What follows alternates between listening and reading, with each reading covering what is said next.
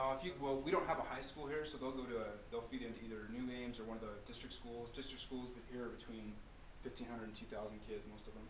Okay, so you guys are actually from a much bigger area than I grew up. So I grew up in a really small little town, and I think just one of the things I want to say, if I can make one more click on that, one of the things that was one of my first business experiences coming from this small little town, super humble beginnings, as funny as this sounds, is I was about probably 10, and I actually just told this story. You guys know what MTV is, I assume, right? Yeah. So they asked this question. I was doing this interview with MTV back in New York a couple weeks ago, and they said, what was your first business experience, and tell us about it. And it's always really funny, when I sort of think about cool things that I got to do. My first business experience, I was about 10 years old, and back in Casimir, Washington, population 2,000, so little tiny.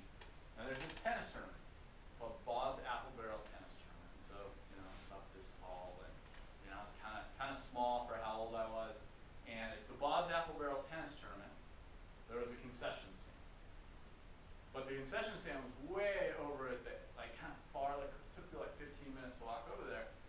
And I went up to the guy who was running the concession stand, and I said, I'll tell you what, how about I'll go walk around to all the people watching the tennis tournament, and I'll get orders from them, and then I'll bring it back, and I'll go take it to them, and I get 10% of whatever you make.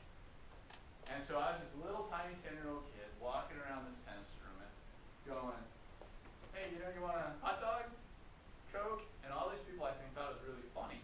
But it was the first time where I had really had a business experience. And the part of that where I go, not only are those my roots, but maybe more importantly, if we give me one more clip.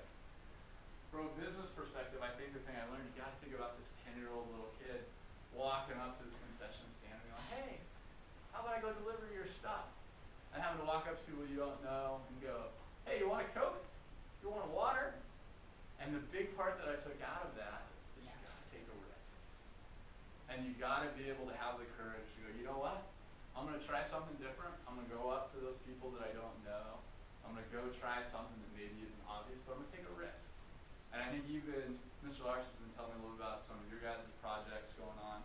And I think even in those, right, you're going, okay, I'm going to take a little bit of risk. It's something that somebody's not doing that I'm going to try to do. I'm going to try to do better. But that's kind of my business lesson number one that I got as a little 10-year-old walking around is you've got to take a risk. So we'll go to the next one. So as I said, I grew up in this small little town, and I wasn't the best student in the world. I was an okay student, but not the best student in the world. But the biggest reason that I really liked school is I love sports. And that was a big part of what kept me in school is I knew that I had to do pretty well so that I could play football on Friday nights and I could play basketball on Saturday nights. And so that became a big part of who I was. So this is a picture actually from Casimir High School, the tiny little high school that I went to of our team when I was a senior. We had a pretty good team. We got third in the state, something like that. But at this small little school. But one of the things that I learned, give me one more clip. One of the things I learned in that of being an athlete and being on a team is this idea of getting gritty. And I think it goes with business too. How many people, if I say get gritty, how many people would say, yeah, I kind of know what you mean? Sort of. So this idea, when I think about the idea of getting gritty, I think it has a couple components. One is it just means, man, you work hard. You just get it done. And so as I said, I wasn't the smartest kid out there. I also wasn't the most athletic kid out there. About 5'10", weighed about $185, and not that big, not exactly Rudy. How many people have seen the movie Rudy? Most people? No one person, two people. So I was a little more Rudy than I was, someone who had all the athletic ability in the world. But what I learned is I could outwork just about anybody out there. And that's one of the things is I take on, when I think about Skull Candy or I think about what we talked about when I was at Nike, one of the things that I always knew is I knew when it came to practice, I knew when it came to preparation, I knew when it came to the day that we were having game day, whether that was on a field or whether that was someone buying our product, I knew that I could outwork everybody. And so that's a big piece when you think about who wins in business. Big piece of it is what are you willing to put out? How hard are you willing to work? But the other part that I think goes along with it that I learned a lot in sports is it's not only how hard are you willing to work,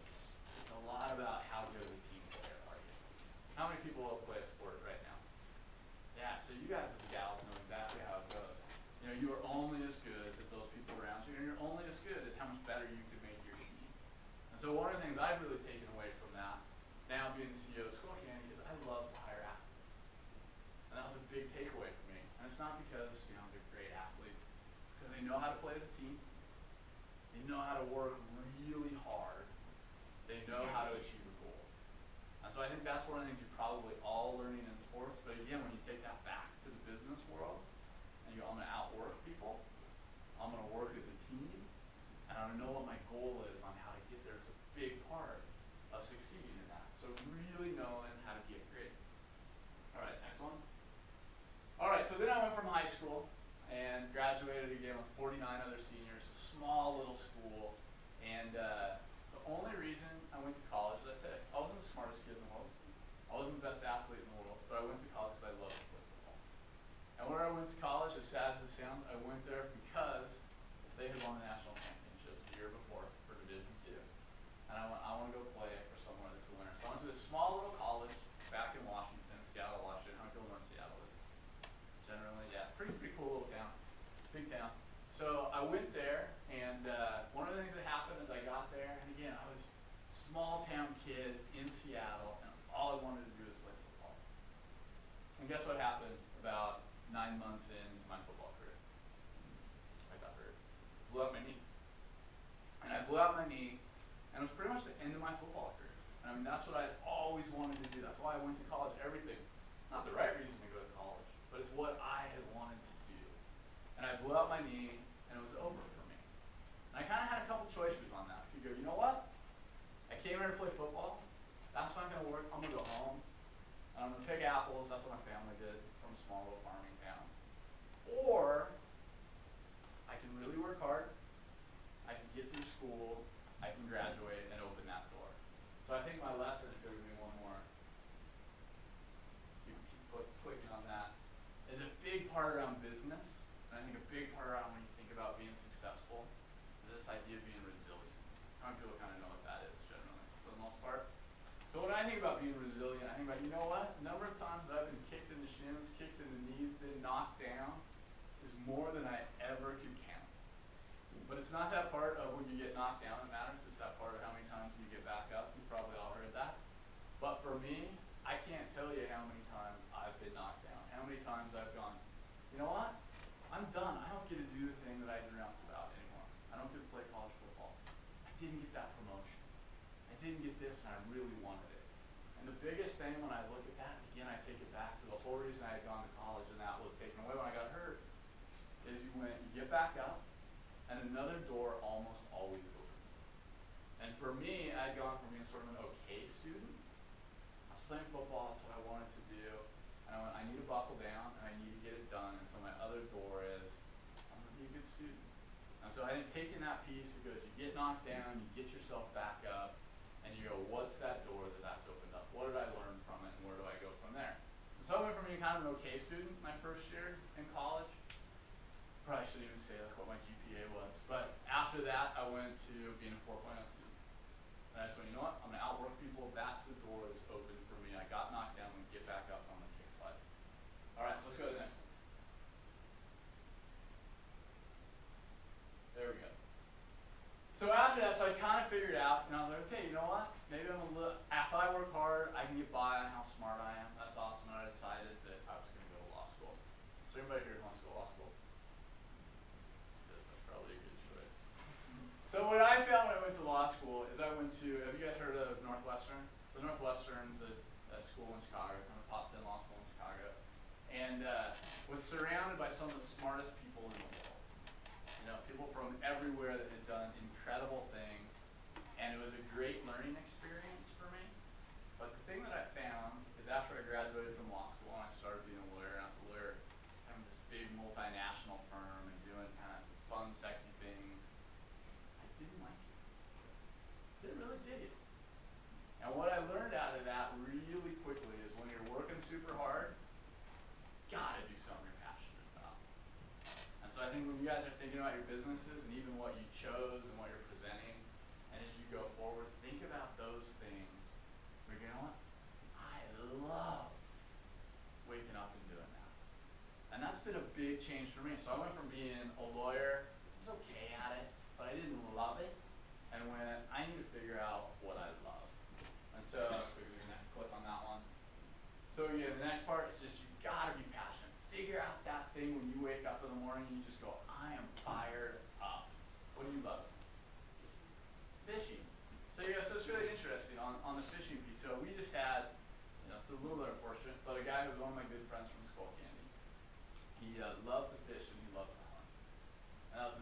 thing he loved in the world.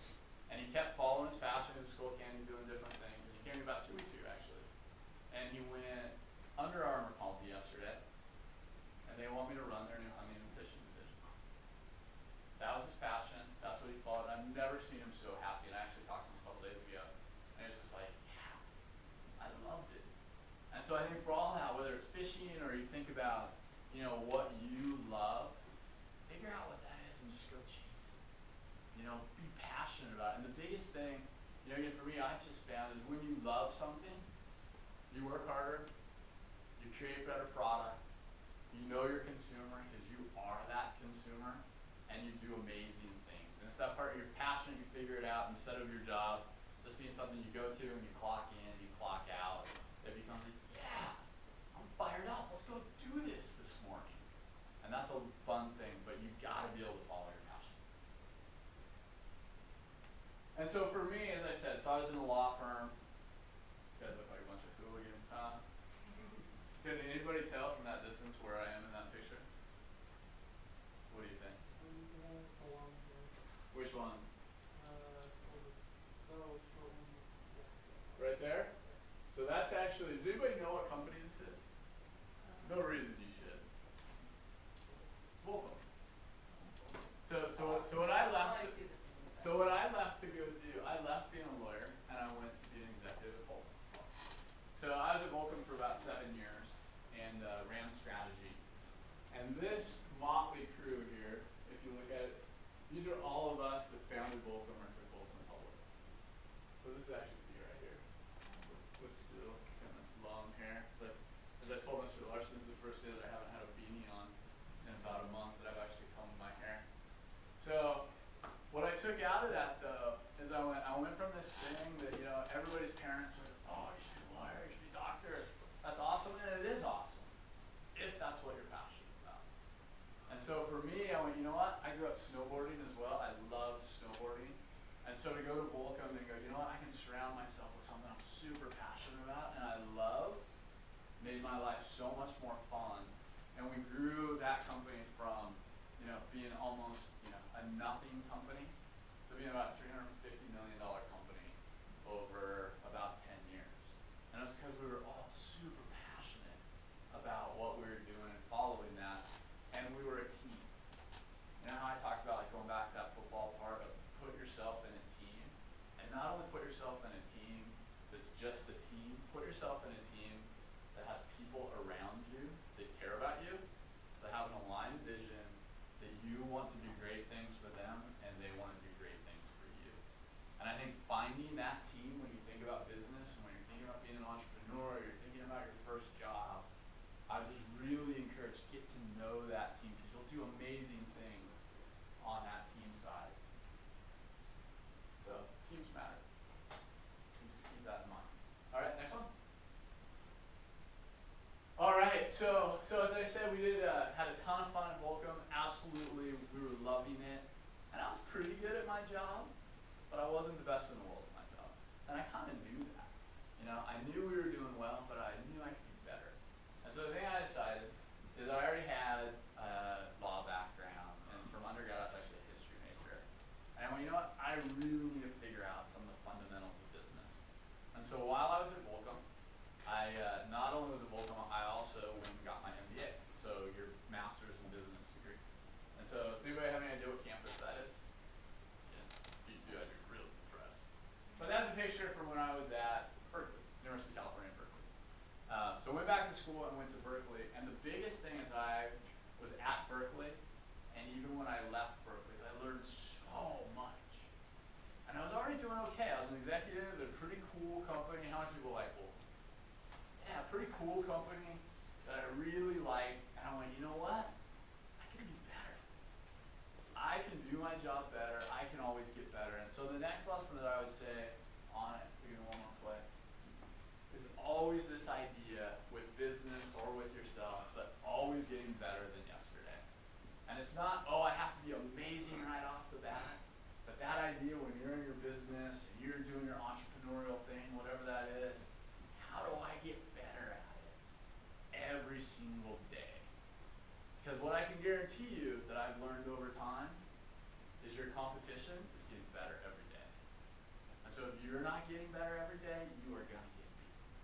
And so that idea of just every day, how do you walk in the morning and go, okay, here's where we were yesterday, how are we better today? Okay, as we look forward 30 days, how are we going to be better? How many people like to win? For the most part, you don't like to win? You do? Okay. I was just checking. You just want to raise your hand. I thought that was a little weird that you didn't like to win. So I think most people like to win. And again, when you're thinking about, in business, where that win generally comes from, if you're talking from a product side or even a tech side, when someone walks up and they see your product, and they see somebody else's product, and somebody else's product, and probably somebody else's product, and that person's sitting there, when you win is when they pick your product up and they go buy it. And so you gotta remember all those other teams, all those other products, they're improving, they're getting better, they're working hard. And so always improving is really important. All right, let's go to the next one. So then I was at Volcom, and we grew it, like I said, to a pretty big company, awesome company, and we got acquired. So one of the things that happens a lot in businesses, especially if you have a pretty cool business, is you get bigger businesses to go, oh, I'd like to have that business be part of my company. And so we got bought by a company called PPR that owns Gucci, Puma, Yves Saint Laurent, just a huge, big conglomerate. Does everybody know who Puma is? Most part, know who Gucci is? It was a big culture shock for me. So we had gone from, again, being a guy pretty much wore shorts every day, sandals, to getting acquired by Gucci. I was like, okay, I'm not quite sure exactly how this is going to fit. But again, you sort of go that, not sure I love this, but guess what? Other doors open up. And so we got bought. I decided that I didn't want to be part of a huge French conglomerate. Didn't fit with kind of who I was and my values. And so I had a good friend that had been the CEO of Hurley while I was at Volcom, who then became the president of Nike affiliates. Does everybody know who Nike is for the most part? Yeah.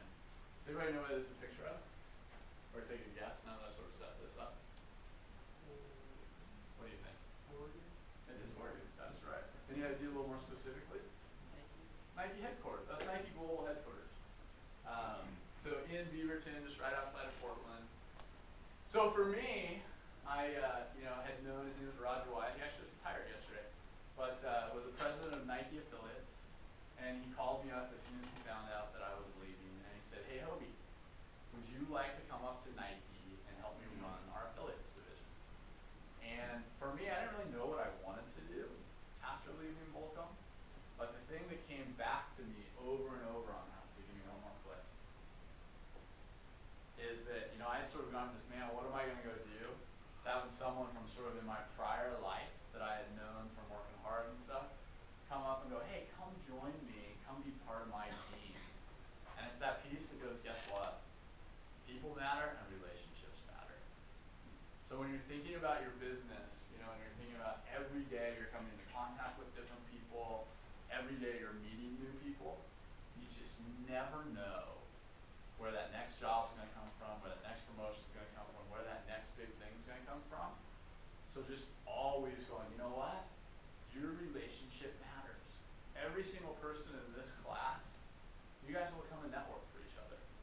You guys will have the ability to help each other out. As you get older, you'll have the ability, to do things as a group that will make each other more successful. And so I think just keeping that in mind as you go throughout your day and you meet people. I had no idea that Roger Wyatt was going to be my next boss. He was the CEO at a competitor company, actually. I was at Volcom, he was the CEO of Hurley. But I had a great relationship with him. I was always super respectful with him. And he went, you know what? When he was tapping his leadership team at Nike, who's going to help me come run this? He said, I want you to come. That's because we had a great relationship. So always remember that. You go throughout your day, going, those relationships are important and people matter on those. So the reason I have a picture of the other two companies is, you guys may or may not know this, but Nike actually owns Converse. Did you guys know that? Okay. So Nike owns Converse. So the division that I actually oversaw was Converse and Hurley. When I was part of Nike. So that was my first job at Nike, was overseeing Converse and Hurley. And it was an incredible job, all because, again, relationships matter. Because of Roger. All right.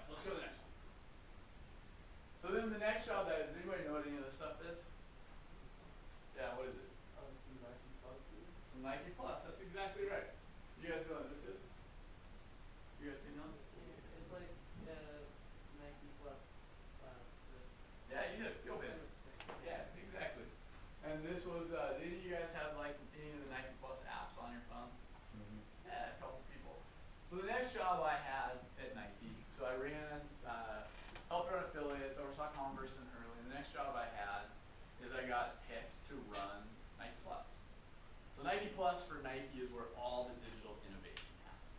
So all those things when we think about our consumer and where our consumer is going, it's all you guys. How do you guys spend a lot of your time? Digital, right? Everybody here like something on their phone that they play with?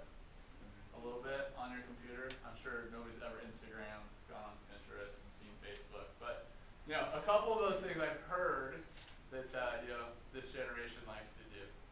And so I was in charge of going, how do we make sure as Nike that we are relevant to what we used to call, we called our muse, and I'll talk about that a little bit, but that 17-year-old captain of the team. That's who Nike always thinks about when they build product, when they think about their advertising, that's their consumer, 17-year-old captain of the team across categories. And so one of the magical things at Nike, though, that I had never fully appreciated, leaving one more click, is one of the reasons that Nike is amazing, and when you spend time on Nike campus, is they think about product, it's important. They think about marketing, it's important. But you know the number one thing that they think about? Kind of wrote it up there, so you can probably guess. Anybody? The consumer. That's exactly right. So when you're thinking about your businesses, you gotta think about who is that person that I want to buy my product. And it seems super simple, doesn't it? Doesn't it seem kind of dumb? You know, who wants to buy my product? Of course, I'm trying to sell something. But you'd be amazed how many people go, oh, I'm just gonna create something cool. Well, who's gonna buy it? Well, I don't know, it's really cool. Well, if you don't have someone to buy it, it doesn't matter how cool it is. Similarly, you have a lot of companies that go out and they just make stuff. And they kind of go, well, someone will buy it because we have a lot of stuff. Woo! And so that piece of going, whenever you're starting your business or you're thinking about that, your business, going, you know what, the number one thing I have to understand is that number one, I have to understand my consumer. And so for us, like at Skullcandy, we think about our consumer, or maybe I should say our pinnacle consumer. Does that make sense if I say our pinnacle consumer? Yeah, so what we think about is we go, who is that person? Just like Nike goes, if the 17-year-old captain of the team loves our brand and loves our product, we know that people younger than that 17-year-old captain of the team will love our products, so they look up to that person. And we know that people a little bit older will also buy our products because they used to look back and go, wow, 17-year-old captain of the team, that used to be really cool, even now that I'm 24, 25, 30, whatever.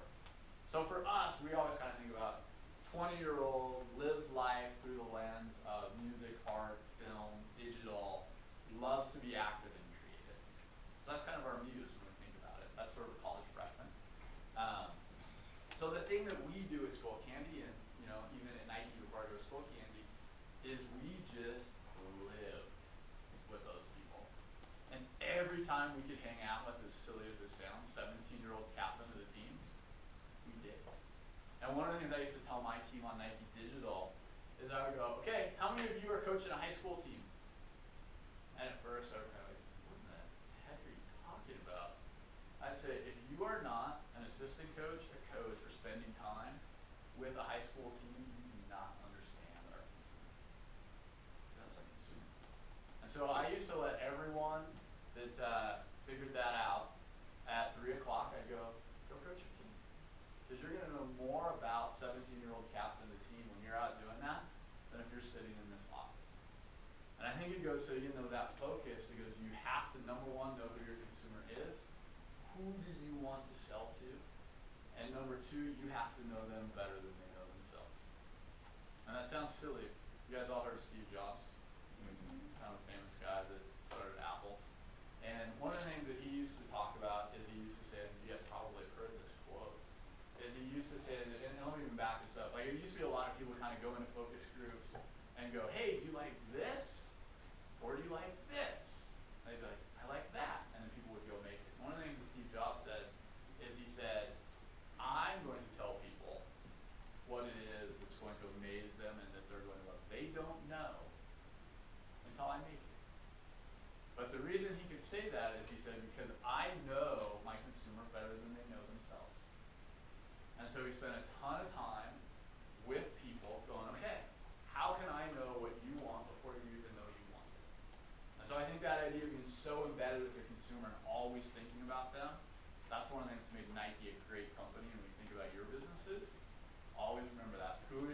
consumer, what are they doing, and who do you want to sell it to? All right. All right, one more. All right, cool. So after running Nike Digital for a while, I got a call from a good friend of mine who, go back to relationships matter for a second, who had been the CFO at Volvo. And he's now the chairman of the board at Skullcandy. And he said, would you consider leaving Nike to be the CEO of Skullcandy? Not about 9 months ago. And that was an opportunity. While I absolutely loved my job at Nike, it was the coolest job I ever had. It was the opportunity to really build something awesome. And so I said, yeah. The only reason that came up was, again, someone I had worked with before, someone I had a ton of respect for, someone that I had gotten along with well. And just like Roger Wyatt brought me to Nike, Doug Collier brought me to the CEO of Skullcandy. And so again, just keeping that in mind, man, it's amazing what your Rolodex and how you treat people matter in business and as you think about your career. All right, so now we have one more thing. So now we think about Skullcandy. Sorry, one more. So now we think about Skullcandy, and one of the things we've done a lot at, and it goes to sort of this consumer, but also knowing your brand, is we have to know what our brand is, what we stand for. And so we've come up with kind of 3 words where we go, number 1, we're fun, number 2, we're young, and number 3, we're irreverent. So kind of just look through those, will kind of all hit. Yep. Awesome. And then one more clip. Awesome. So does anybody know who any of these guys are? Everyone can pull these guys, they'll be impressed. Anybody? So this right here is a guy named Sean Malta. Anybody know who that is? He's probably one of the top 5 skateboarders in the world. Next one's a guy named Nathan Hale, and then another one of our skate team. But this was out in Park City probably a month and a half ago, and we had gone out with a group of kids from Salt Lake, a little bit of an underprivileged school, and brought out all our team riders. But for us, from a brand, when we think about, again, who are we, and you're always thinking about that with your business, so what are you always putting out to the world? And it always has to be aligned so that people understand your business. Again, we go fun, young, and irreverent. We say we do it in a way that's active and creative. But we always have ambassadors that really speak that same thing. So we were born out of Surf Skate Snow. So these are some of our skate cats. So doing one more clip. Does anybody know who that is? Who is that? Derrick Rose. D. Rose. Has anybody watching The Return? Mm-hmm. How's he doing? What would you rate him? Like a 70%. Yeah, I was kind of bummed. We're actually doing a huge, big promotion thing with Derrick Rose. So Derrick Rose was the MVP of the league, what was it, 2 years ago? 2 years ago, it took Chicago sort of almost back to not the Jordan years, but they became pretty darn good. And then he got hurt. And he was hurt all last season. And so this was kind of his return. And the kickoff of the return, who did they play? Remember? Miami. Yeah. Miami, in Miami, Derrick Rose, last MVP since LeBron, up against LeBron, in Miami, first game of the season. You know what happened?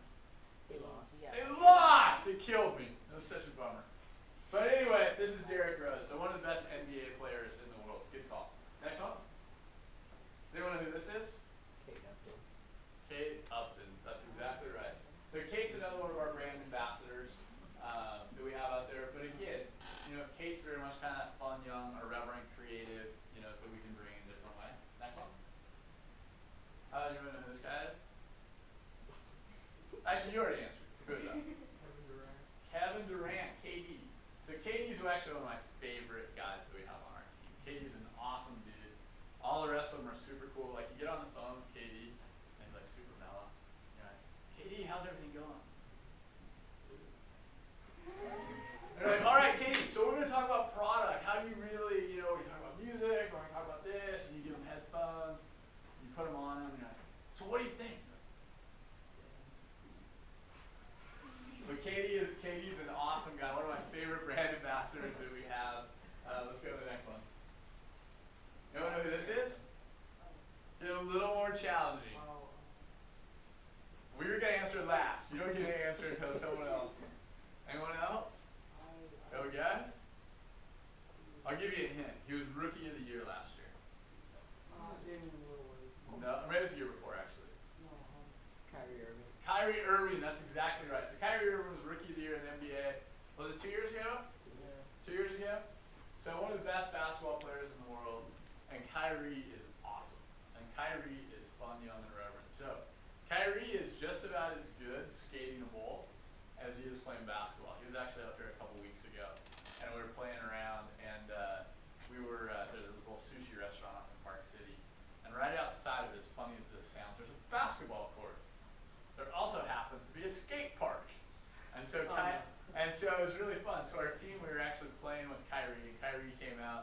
and our head of marketing is about the same size I am.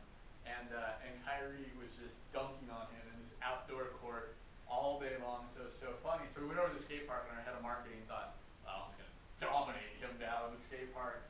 And Kyrie dropped in as just an insane skater. But again, the reason that we have him as an ambassador for our brand is he knows product, he loves music, but he goes very aligned. That he's fun, young, irreverent, creative, and active. So again, just going back to that, being really aligned in your message to your consumer all the time. All right. Does anybody know who Rock Nation is? Kind of what? Kind of ish. What do you think? Does anybody know who Rock Nation is sort of the incarnation of? Does anyone know who Jay-Z is? So Jay-Z is Rock Nation. So Jay-Z is Rock Nation's kind of music label. So it's like Beyonce, Rihanna, kind of some of the biggest music groups out there. So we do a lot with Rock Nation. We do a lot with Jay-Z and that group as well. So let's go to the next.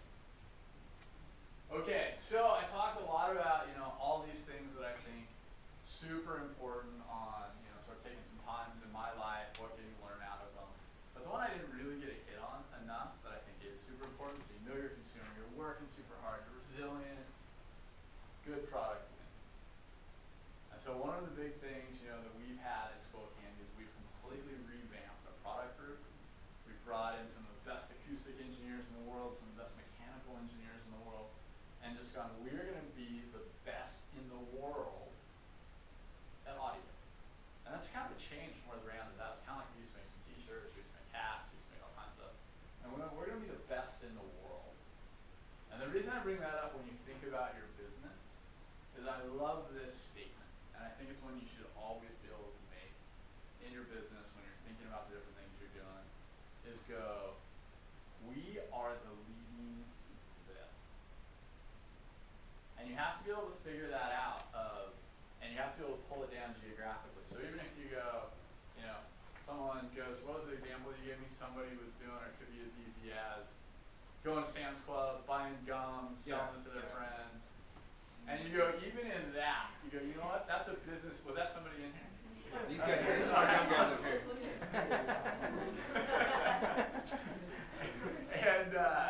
And the thing I was thinking about that, like even with that, you go, that's a small business, right? It's a great idea, but it's a small business. And then you think about that, you go, okay, so we are the leading what? And it sounds silly, but if you're like, we are the leading, group that distributes gum at this prep school, North Davis Prep School. You know what I mean? Like that is, you are the lead. There is nobody else who delivers gum at North Davis Prep School better than you guys.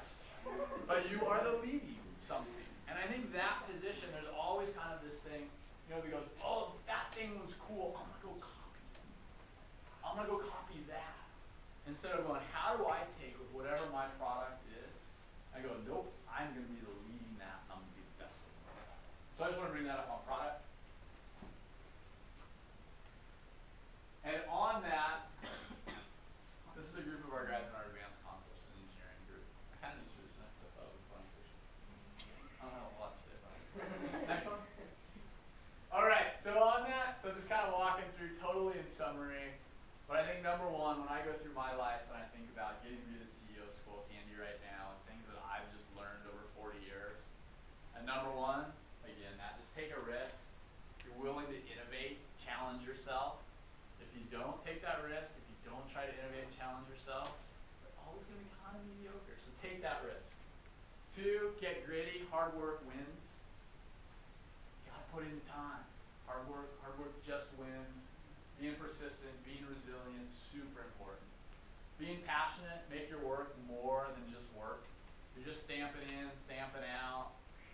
You can do it for a while. Probably can learn some stuff. But at the end, if you want to have the best business in the world and you want to have the most fun doing it, find what you're passionate about, make it a calling. Better today than yesterday. That's why I was talking about your competition is always improving. Everyone that's trying to come from Walmart and sell gum, someone else will be here someday, maybe, that's doing that. But they're always going to be improving. So you got to be improving every single day. People matter. If you look at my last 2 pretty fun jobs, getting to run a division of Nike and getting to be the CEO of Skull Candy, they came from personal relationships with people that over time I never thought would be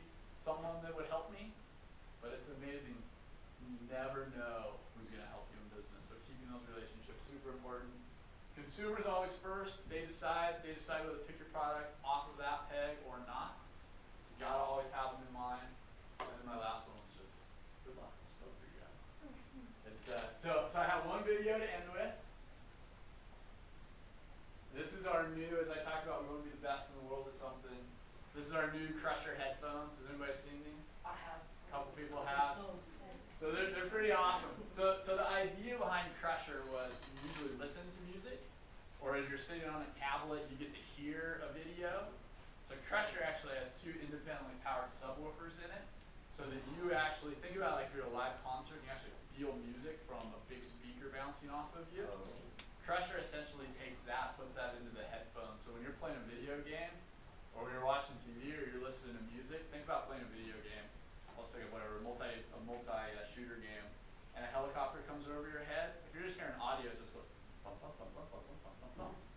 When you get to both hear it and feel it, it goes whoop, whoop, whoop, whoop, and your whole head rings on it, and you know exactly where it's coming from.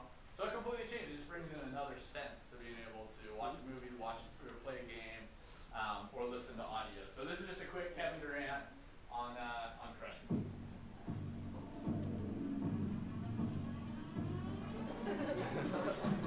Serving up a bad batch, too much bacon on it, bacon on it, bacon on it. I said I'm a bacon on it. Got it lost, they got it, spit, they got it now. Got them ballin', ballin', ballin', ballin', ballin', ballin'. Whoa. Hey, Wallo, you gotta try these. So that's just our new product that's out. I thought I would just end on that one. I probably have like what, 5 minutes to answer questions? Yeah, probably 5 minutes. 5 minutes? Yeah, out here at 10, right? Okay. And the thing I will do, I'm gonna leave these with you.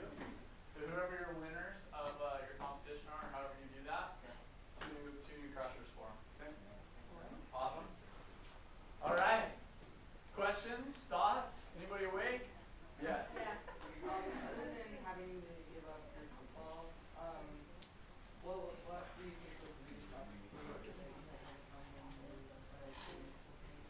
Yeah, that's a great question. You know, and I guess it even goes back to, you know, where I was from. I mean, super humble roots, and I think about how many times, you know, again, if you would have asked me 25 years ago and gone, do you think that you'll get to be the CEO of a public consumer company?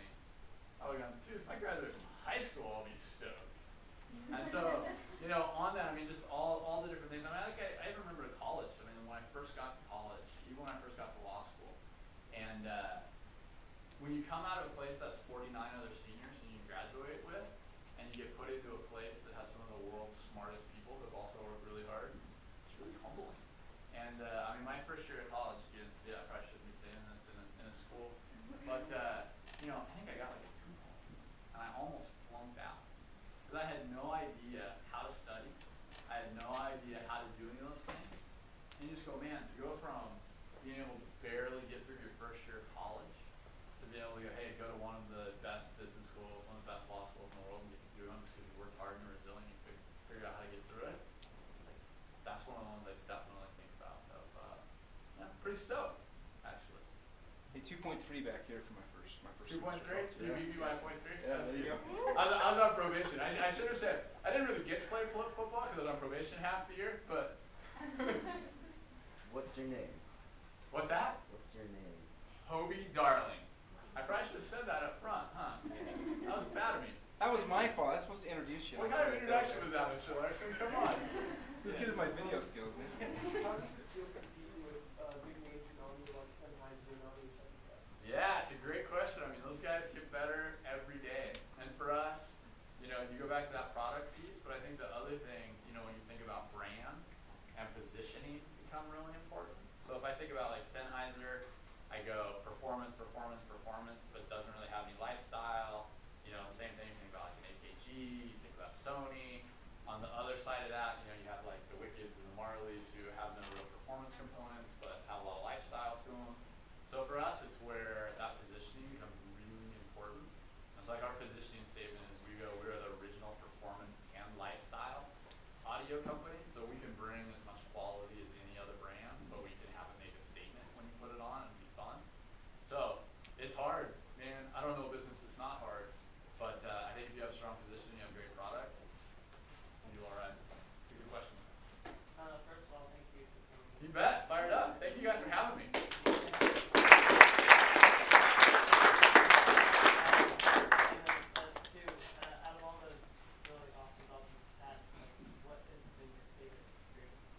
I mean, right now it's definitely my favorite experience. Like, it was interesting. It was when, you know, you go from being a kind of stuffy big law firm, and then you go to a Qualcomm. And it's a pretty big change. You're pretty fired up. It's pretty awesome. You know, I go from wearing suits and ties to, I mean, literally I wore sandals and, you know, baggy cargo shorts with a beanie for 9 months out of the year. And I occasionally throw on jeans because they got cold, a little bit cold in Newport Beach. But, you know, like that transition was awesome. I'll tell you what, the first time you step on Nike campus, you just go, this place is unbelievable. That was amazing. You know, and now for me, coming to Skull Candy and being in Park City and getting to be in a spot where we really get to transform the business, you know, and really going, hey, you're the guy at the top. Where are we going? How are we going to be incredible? You know, that's an awesome experience. I mean, it's just so much fun. So, I mean, all three of those have been rad, kind of in different ways. You know, like you go to a Nike and it blows you away by, you know, I kind of call it the shock and awe that you can bring being at a company like Nike.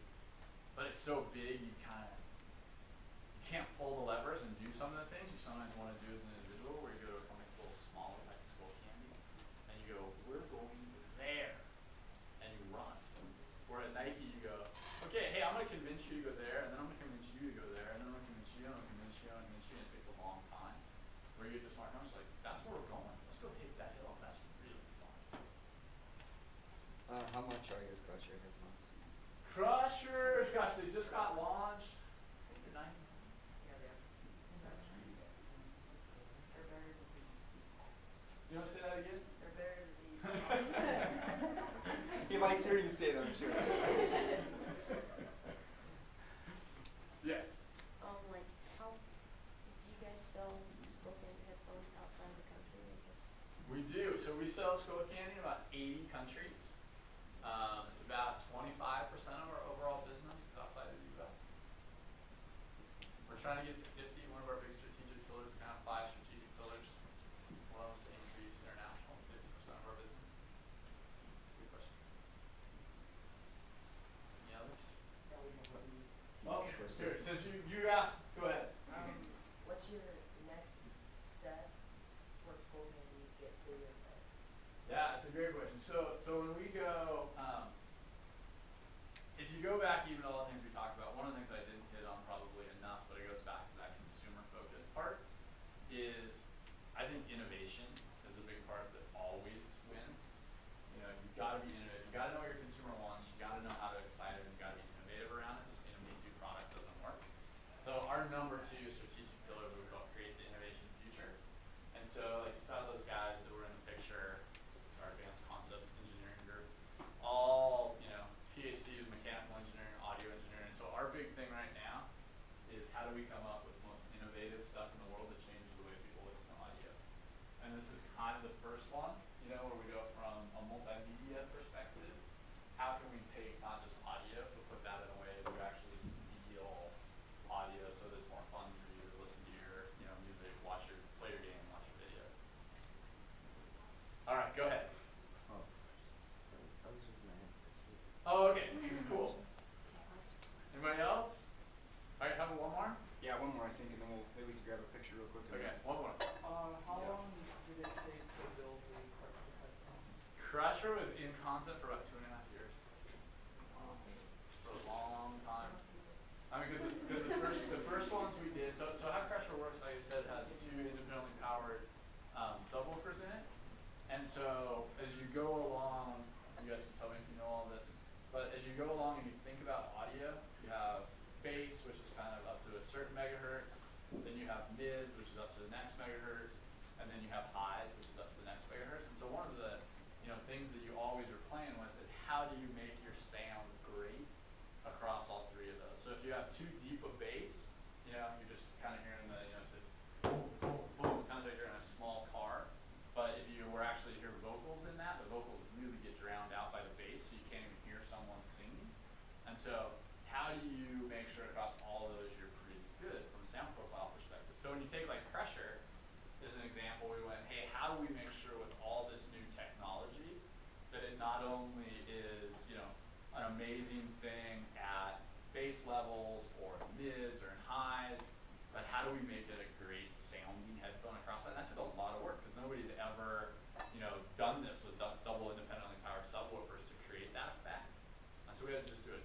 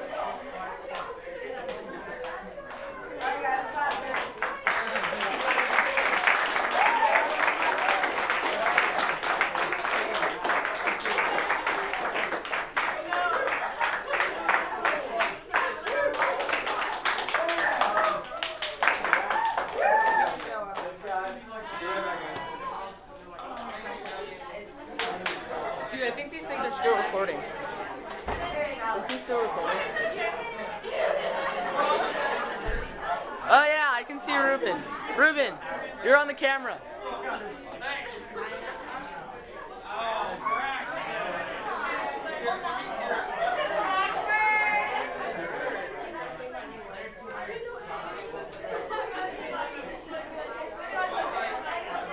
We should probably stop this. Yeah, is it still recording? Oh, this one isn't even on. Hey, Mr. Larson. Mr.